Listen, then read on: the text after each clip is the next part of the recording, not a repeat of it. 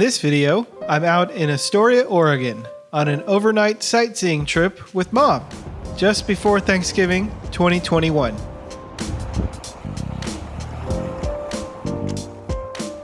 Neither one of us had been to Astoria before, or really spent any time in Oregon, so we thought it would be fun to take a quick trip and check things out. Our hotel was located directly beside the enormous Astoria Megler Bridge, a 4-mile-long steel cantilever-through truss bridge spanning over the mouth of the Columbia River. This road bridge links the highways between Washington, Oregon along the Pacific coast. The overlook view of the Columbia River from our hotel room was excellent, with sight lines extending miles both up and down the river, with unobstructed views of the coastal mountains across the river, miles away in Washington State.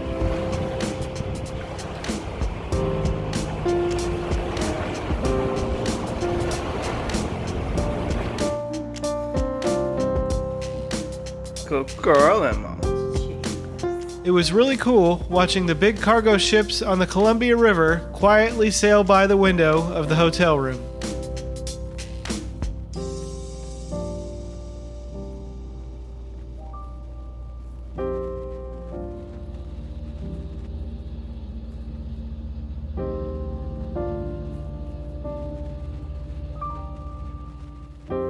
It is always fun doing some spontaneous exploration, and we certainly ended up getting a great taste of the natural sights and sounds Oregon has to offer.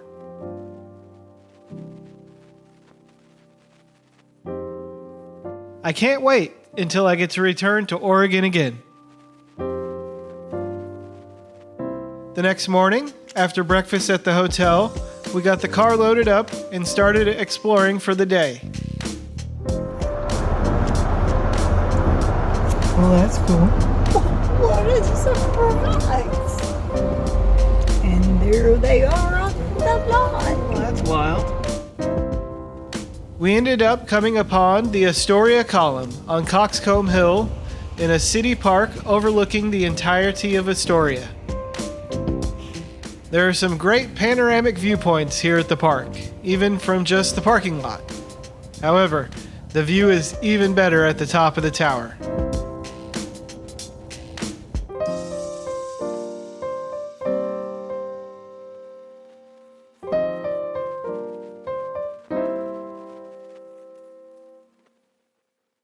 So we're in the Astoria Tower. Ooh, it's a bit echoey in here. We're going to climb up the stairs a ways.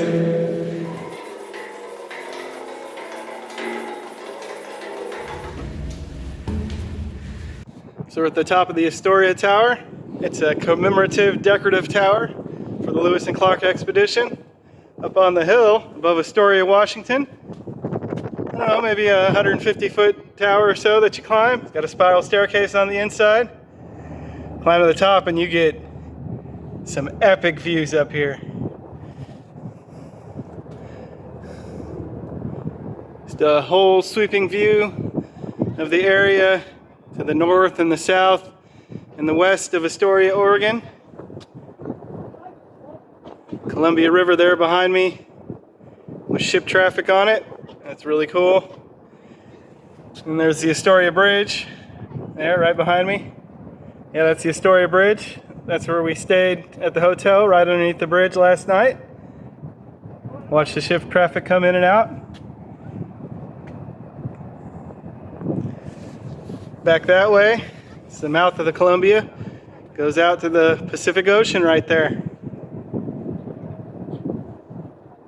Man, this is epic. I highly recommend coming to the Astoria Tower. $5 parking fee at the top. They're putting up the Christmas lights right now, getting ready for Christmas. This is cool.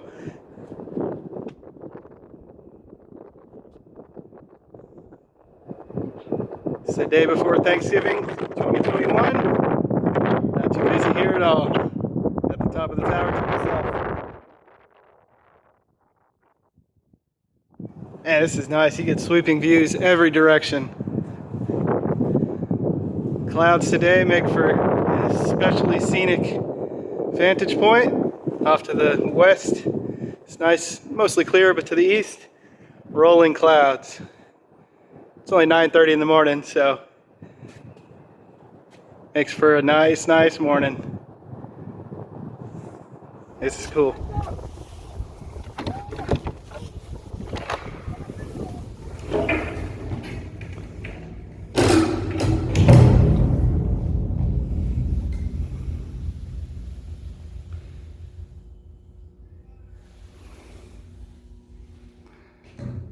Alright, we're going to take the spiral staircase on down.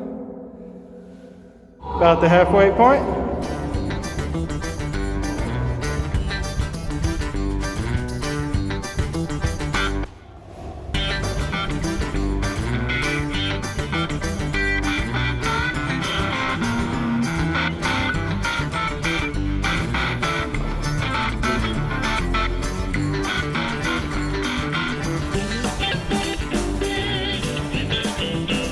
Back to the ground.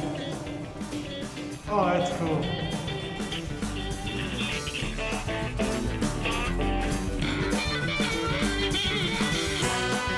Well, the Astoria column was pretty cool to visit. Let's continue on towards Fort Stevens in Oregon State Park. Along the way to the park, we saw lots of elk. Don't seem bothered. There's a whole bunch of them. Yeah.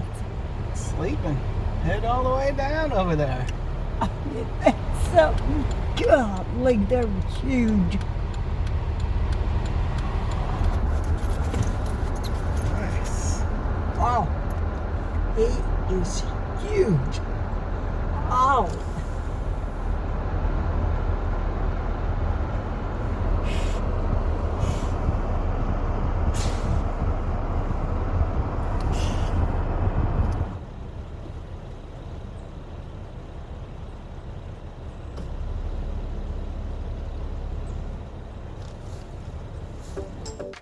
Fort Stevens is located on the Pacific Coast shoreline, stretching north towards the mouth of the Columbia River.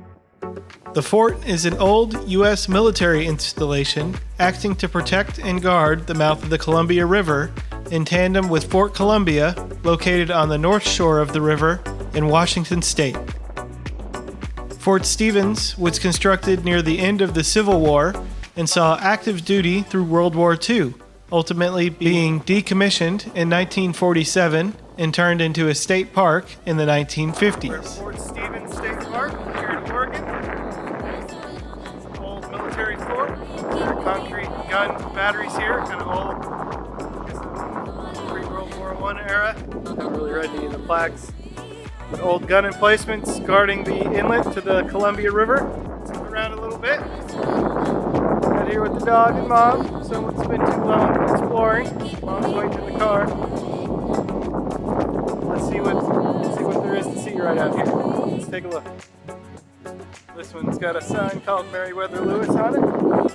Meriwether Lewis gun installation. That looks maybe spots for 1, 2, 3, 4 big howitzer guns right here. But there's a nice overlook view of Columbia River if we can get up on the hill. Looks like maybe there's a set of stairs up here I can climb. Take a look. I like visiting these old historic parks. It's nice.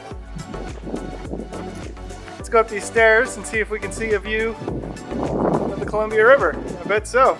Oh, the dog already wants to go up. Go up there and take a look.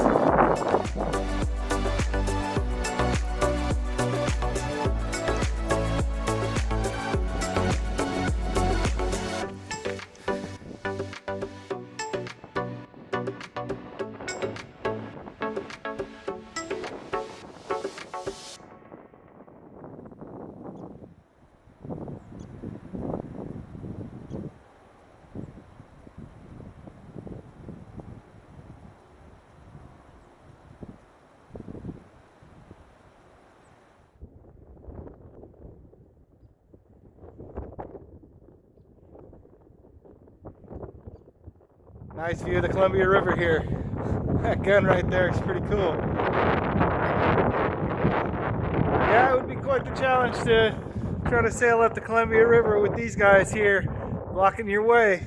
Or well, making it not fun to try to sail up the river, that's for sure. Nice to know that they were here guarding things for us way back in the day.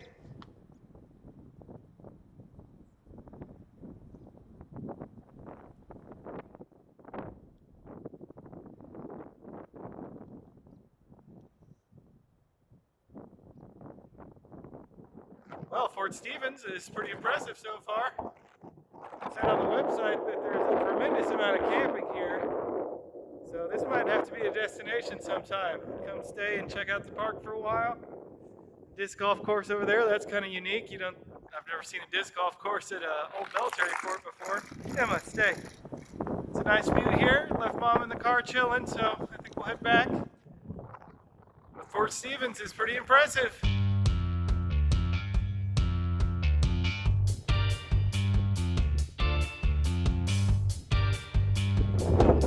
They'd wreck things up pretty good.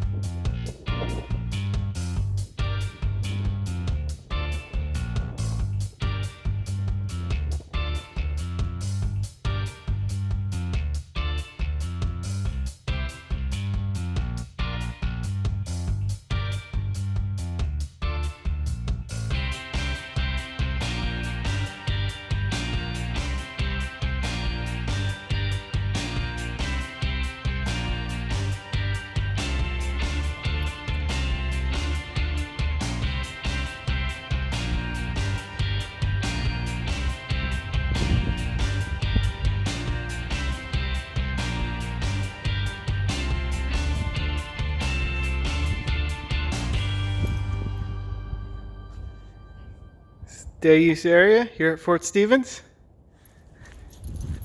Let's take a look at this. I believe this is Battery Russell. It said 1904 to 1944 as we pulled in. Battery Russell was completed in August 1904, built of Portland cement at a cost of $125,000. Interesting.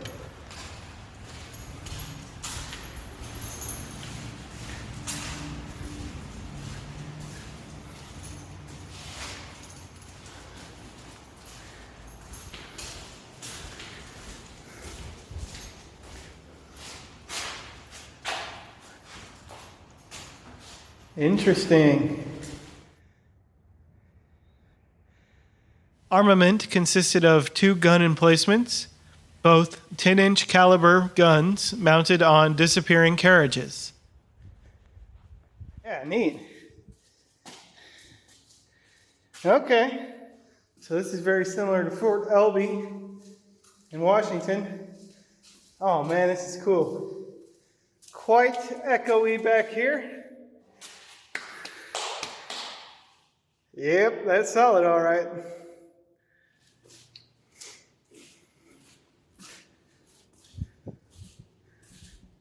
Cool.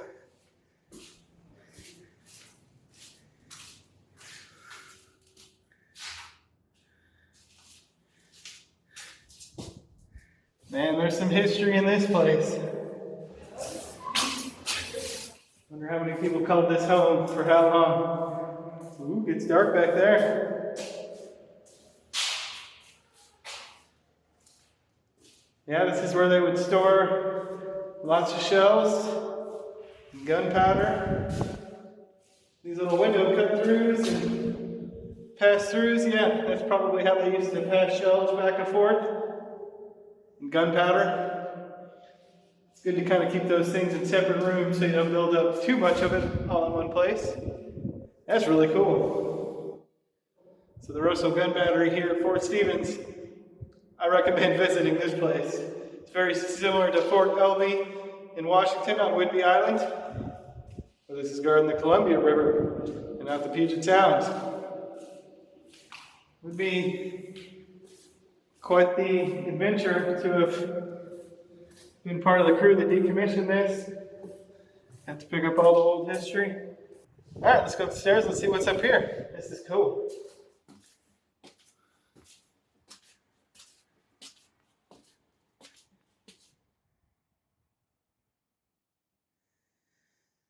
That's where the gun used to sit. I think these were the big retractable ones. And when they fired, they'd lift up and recoil back down here and then sit below the walls.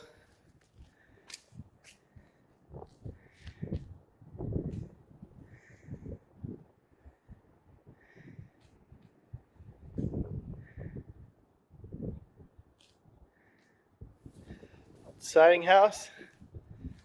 Yeah, they'd probably get in here, sight where the guns need to shoot. I'm guessing all those trees were later growth. They probably had it cleared out to the river so you could actually see. Although maybe they fired blindly. This is a big installation. A fire control hill is located a half-mile to the south of Battery Russell. The guns were capable of sending a 600-pound shell over 14,000 yards, using 182 pounds of gunpowder per shot.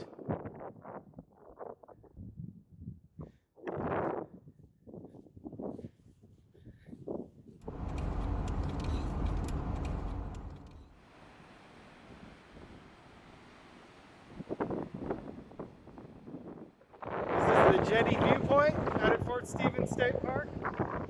There's an observation tower with 2 flights of stairs or so. Gets you up over the jetty and you can see the Pacific Ocean out here. This is cool. You can see the waves crashing all along the jetty here. Oh wow, and you can even see them crashing out in the mouth of the Columbia River out on the other side. This is neat. I love the sound of the waves crashing on the beach. That's nice.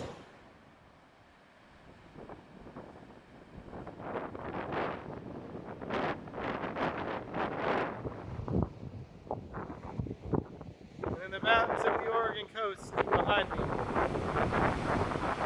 This is excellent.